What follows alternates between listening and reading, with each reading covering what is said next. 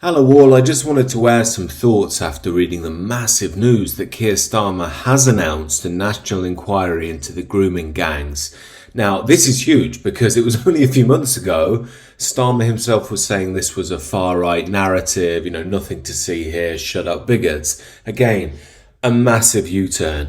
Now, I don't think it's a coincidence he's announced this when everything's blowing up between Iran and Israel. Of course, it's going to go beneath the radar, otherwise he'd be getting a lot more heat. So again, tactful timing there. And I'm sure some of you may look at this and think, look, who cares? They're just going to cover it up again. I don't trust the system. And of course, I can sympathise with that perspective. But I think that we have to acknowledge this in a different way. Now, first of all, I think anyone who's followed this issue closely knows that the fundamental issue with it is that there's been no solid data. It's why the lefties can say, oh, it's all just a moral panic, it's all made up, because there's so much obfuscation that's gone on.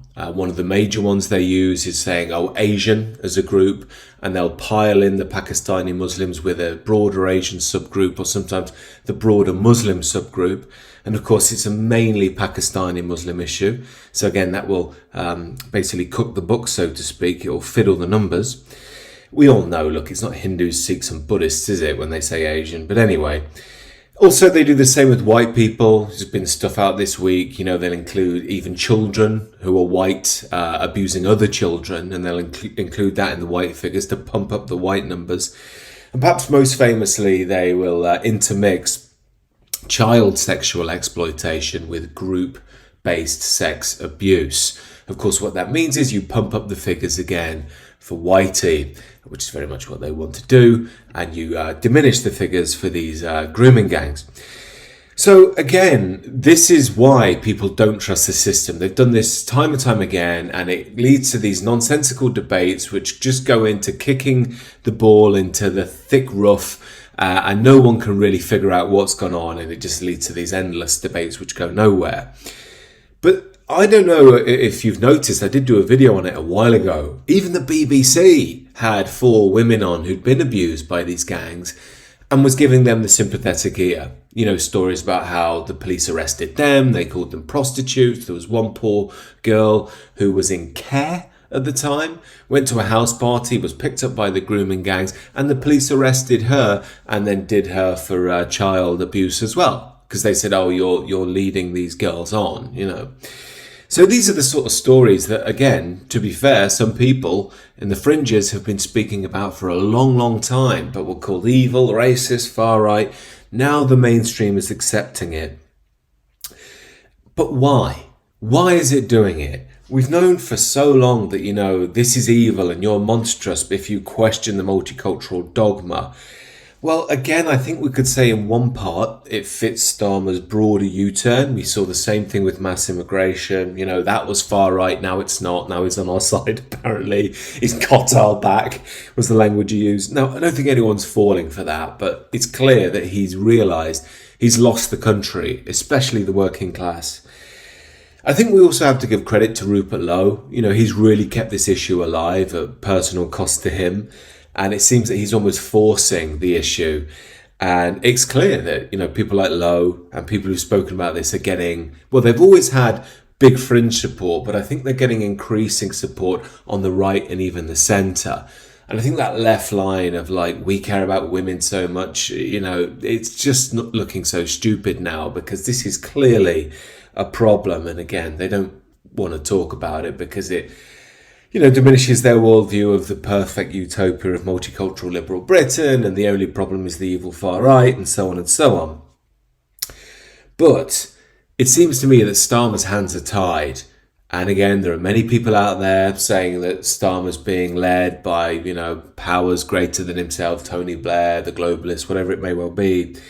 And it does seem there's something to that, because I don't think Starmer would do this alone. And it seems that whoever's leading Starmer is aware that he's lost the country and he's got to do something really drastic to bring it back. And this is why I don't believe that he can just do another massive obfuscation. I think the public will hate him even more. And I think you might even see civil disobedience over that if that happens. Again, I know Starmer Stasi have to watch all the videos, not condoning violence, not pro any of that. But I do think things are very, very tense in the modern UK. So I don't think he can put up another leftist establishment lackey to give them the result they want and tell everyone else to shut up. That will make things 10 times worse. So I think he's going to have to do a real inquiry this time. Now, I don't doubt that they will kick the can down the road for a long time. It might be years before we see anything.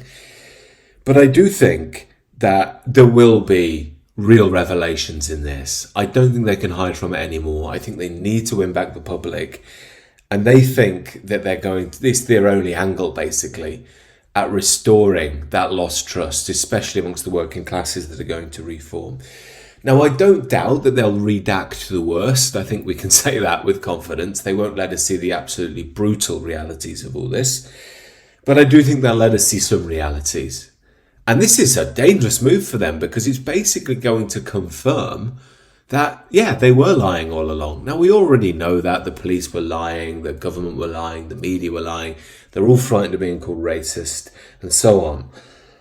But I don't think they can use that line anymore. So they're going to have to acknowledge it. And they probably think it's worth taking the kickback of that than doing the opposite, which is just denying it, because they probably know they can't hold this forever. And on top of that, they know that they're losing the public. I've said it in recent videos. I think the mainstream are scared, not just in the UK. I think they're looking around the Western world and think we're losing the publics here. You know, the public are going more to a nationalist message. They're very worried about their countries. We can't keep calling them evil and far right. That's running out of steam. So it's a big strategy, I think, from Starmer, or at least the people above Starmer who've got him doing this. Now, of course, it goes without saying, I wouldn't trust Starmer as far as you could throw him. But I think this is basically forced his hand, and it's a big move to try and get the trust back. So, again, it'll be interesting to see what happens with this. I'd love to know your thoughts below. But I think it could be an absolutely massive seismic shift, not just because of the actual grooming gangs themselves, but because what the issue represents. You know, you do not question the liberal mainstream. You're all far-right Nazi bigots if you do. That's going out the window. They can't play that card anymore. So it seems to me that they are accepting that politics is changing. Now, I think it's naturally changing to a more traditional message anyway. But it seems like they're trying, I think, to segue their way into that and steer it back to the liberal mainstream. That's the meta play, in my view. But as I say, do let me know what you think down below. I think it's big news. Be interested to see what you think and if it'll even be legitimate and if we'll even see it. Do consider subscribing to the channel if you're new. Take care and enjoy the rest of your day.